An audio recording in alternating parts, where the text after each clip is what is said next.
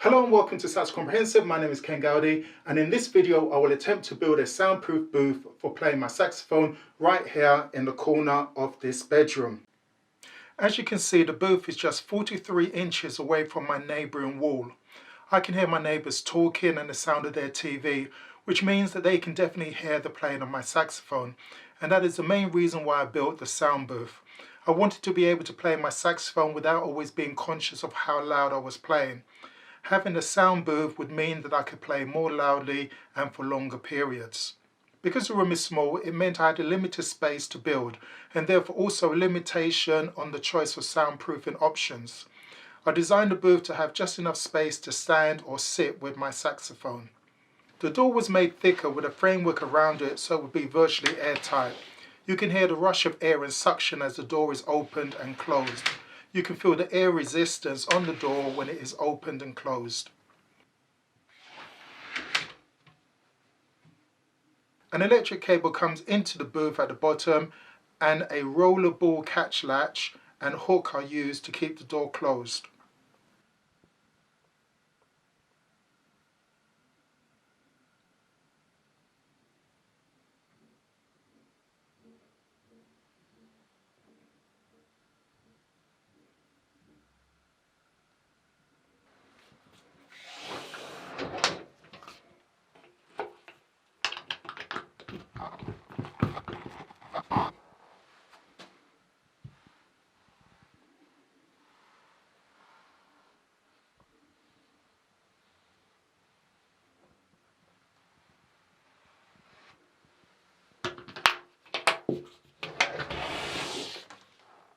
So my booth as it stands is a basic version. It's not decorated on the outside in the form of some fabric pulled around it. There's no acoustic treatment on the inside, no anti-vibrational mats on the floor, no underlay or carpet. There's no acoustic foam on the walls or ceiling, no panels, no diffusers. It does not have a ventilation system, and it needs a better locking system that's going to pull the door tightly closed to stop sound leaks. But as such, being the bare minimum for a DIY booth, it is the perfect stage to give it a test. We want to know how much sound reduction this booth in its basic version gives, and how does it compare to a commercial booth in price and functionality. Before we do the test, let me say that my booth on the outside has one layer of 1/2-inch drywall or plasterboard, that is sometimes called. Then 100mm of Rockwool sound panel, which is compacted down to fit within the frame. And then on the inside it has 2 layers of 1/2-inch drywall. In the first test we have the mic positioned outside the booth facing a speaker inside the booth. 4 frequencies are played with the door open and then with the door closed, and the sound level is recorded with a sound meter. The mic and sound meter will stay in the same position at all times in order to give a more accurate test and a more realistic comparison of playing an instrument with and without a booth. If the mic was placed inside the booth with the door closed, the sound measured would be higher than without a booth, as it's within a confined small space, giving a false comparison. As you can see, the mic is placed near the booth.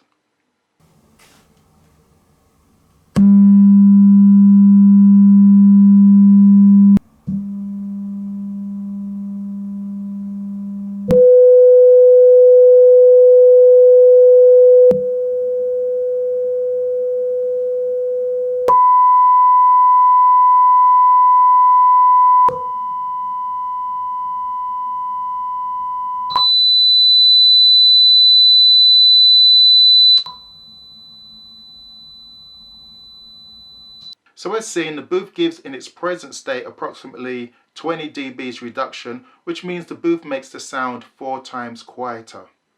The second test consists of playing a Charlie Parker saxophone song through the speakers and recording the maximum sound level with the door open, with the door closed, outside the bedroom door and downstairs immediately under the booth. Pay particular attention to the sound outside the bedroom door and downstairs, as this is what the neighbours would hear.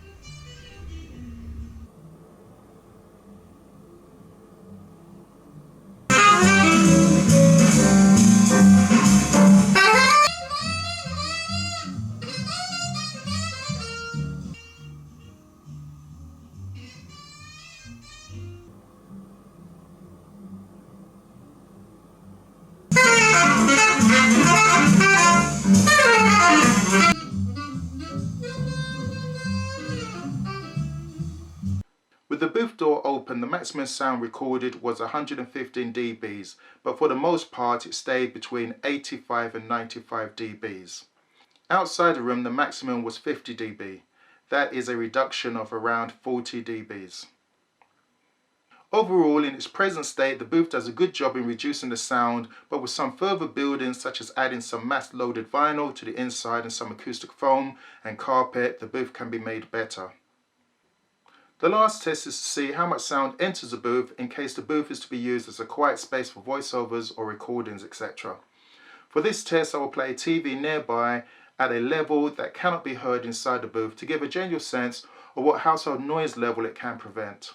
The recording played on the TV was Richard Pryor in concert. He's a comic, and mainly it would be talking, lots of talking and laughter. And the reason why I did that is because I thought that would be the type of sound that you'd want to prevent if it was used as a voiceover recording booth.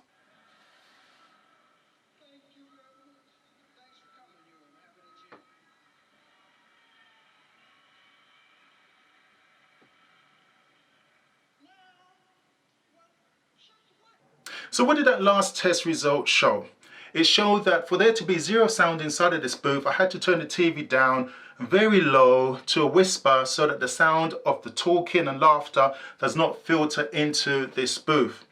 This booth is of a structure that it will eliminate the sound of overhead aircraft, but if it's in a house where you've got children running about and you've got a loud TV in the background, that sound will actually filter into this room. So if you want it as a voice-over booth and you don't want any sound inside of the booth, so it's very quiet when you're not talking, then you're going to have to continue building on this construction, adding more layers to make the walls thicker, to have a thicker barrier against the sound. I did watch a video of a professional sound engineer who goes around soundproofing home theaters, and the size of the walls of his home theaters were 10.5 inches thick, made of multiple layers of different materials.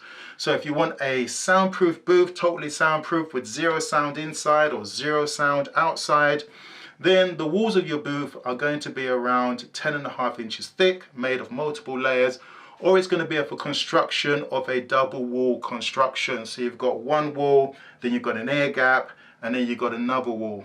It's sometimes referred to as a booth within a booth, or a double wall construction booth, or a room within a room. That type of construction does very well in reducing sound. Obviously it doesn't eliminate all sound, but it does get it down to virtually zero. But again, that's going to cost a lot more money since you're going to need a lot more materials.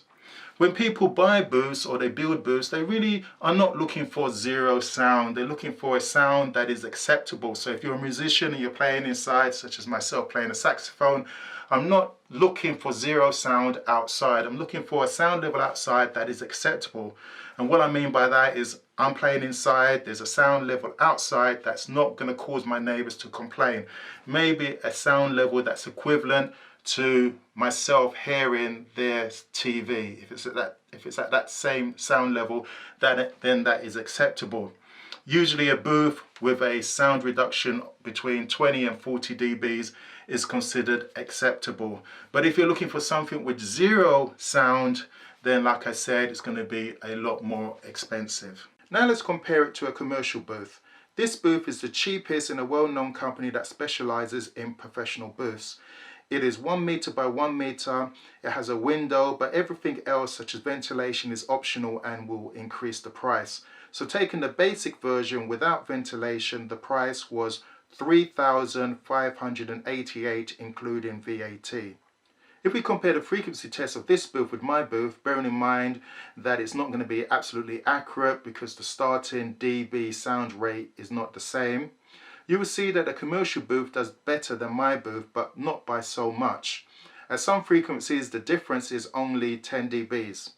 It will not take much to adapt my DIY booth to give the same results or even better. Obviously, the company makes other booths with better sound reduction, but the next upgrade was $3,948, including VAT, so an extra £400. The advantages of a commercial booth are that they are ready made, you just need to assemble them. They can be dismantled and moved to other locations. You can add compartments to them at a later date to make them bigger. And for an additional cost, you can add ventilation wheels and other optionals. But if you want something permanent, you can build something with a similar or even better sound reduction for far less money. So if you're going to build a booth just like mine, it's going to cost you just under £600, and that's if you go to your local DIY shop and buy the goods from there. You can build it for a lot cheaper if you shop around, go online and get the goods, or use different goods or second-hand goods. For example, instead of using mineral wool as the installation, if you use fiberglass wool, fiberglass is about the third of the price of mineral wool. Also, the door, instead of getting a wooden solid core door, which is the best that you can get, which will set you around £150, you could think about getting a second-hand door. The door that I got on my booth, I actually found it out on the road. Somebody was doing some building work on their house and threw out the door. So I took that door, which had the hinges on it, had locks on it.